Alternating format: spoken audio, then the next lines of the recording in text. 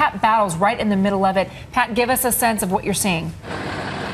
Well, what you're looking at here is the final vestiges of people who are getting on these buses to take them to shelters here in the community of Little Ferry. Hundreds and hundreds of people, from little babies to senior citizens, were just uprooted from their homes by the waters of the Hackensack River, which came raging through this community last night without warning. One woman told me that at 9:30, the street was bone dry. Her husband, in perspective, it was raining a little bit, but her husband came upstairs. They were about to put her 93-year-old mother to bed. She said her husband came upstairs and said, "Honey, you're not going to believe this. Come and look at the water." And within 1 hour, that water was 6 feet deep in their home on Madison Avenue here in Little Ferry. And this is what's been going on all morning long. You're looking at some video now that we took earlier of the rescue operation as rescuers converged on this area from as far away as Wayne and Mawa. The state police, they were here. The National Guard was called in. They brought out lifeboats. They had inflatable rafts. They had even jet skis and canoes trying to bring people to safety, going block to block to block, some 15 or 20 blocks. And this is a small community. It's only about 1.7 square miles to begin with. And the fire chief tells me that he expects that about 3/4 of this town was underwater at some point since that water started coming in here last night about 11 o'clock.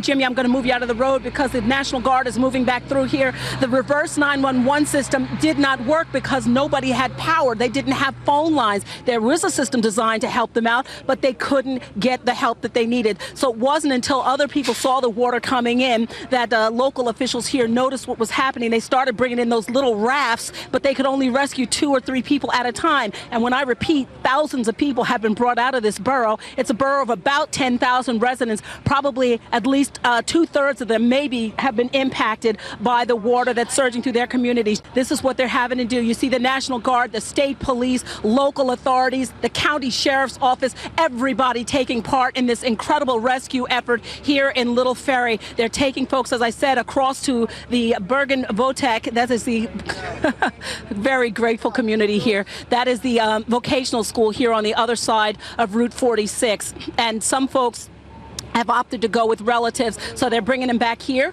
This gentleman's son-in-law is going to meet him right here, and so you opted to come back. Hi there, darling. How you doing? You doing okay? Okay. You're doing okay. So you're going to go stay with some family now? Yeah. Okay, okay. I'm glad you're okay. You look great. Yes. Thank you very much. You're welcome very much. You take care. You need a hand? They'll help you with that. Thank you so much. Yeah, it's been that kind of a morning here, and the National Guard and State Police so gracious to ferry people back because you can't get around here. We couldn't even get through here. Well, we broke a few laws to get through here. We managed to do it. Thank you, Felix. But what we're seeing here is the State Police have been so gracious. If somebody's at the shelter and they need a ride back here for something, they bring them back, and they've just been coming back and forth. It's been hours and hours now that this rescue effort has been going on, but we are so blessed to be able to say no one was hurt, and you're okay. Yeah, you're saying thank God. You're coming back from the shelter, sir? No, I'm just coming from my house. They just bought us right around the corner here. The whole street's flooded, 5 feet deep. Which street are you on? Back closer toward Route 46? Right around the corner here, it's on Sabina Street, which is right off Liberty Avenue here, behind the schools. Incredible surge of water. It happened in a matter of 15 minutes. We watched it bubble up out of the sewers, and within 5 minutes, it was in our driveway. No time to move, no time to run. We went downstairs to try and get the pumps going. They started working, but in a matter of seconds, it was flowing in through the side windows. There was no stopping it. Like a waterfall, it's been described, just cascading through the windows. Totally decimated all of our cars. Everybody's cars' alarms were going off, lights were blinking until everything died.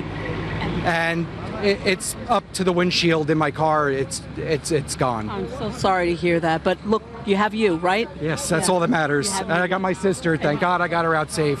Yeah, because it could have been a whole different story. You know, we know what's happened in other areas. So. You know, it could be a lot worse. I'm just glad that we had such a great response. It's been incredible. And it's ongoing. And I know that you've got places to go. And where are you going to? Are you going over to the shelter? Are you going to stay with family? Oh, my sister has made arrangements for us to be collected at the shelter. Okay.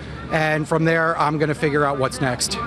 Well, I wish you the best, sir. We all do. Thank you very Hang much. in there, okay? Thank you. All right, thank you. Be well.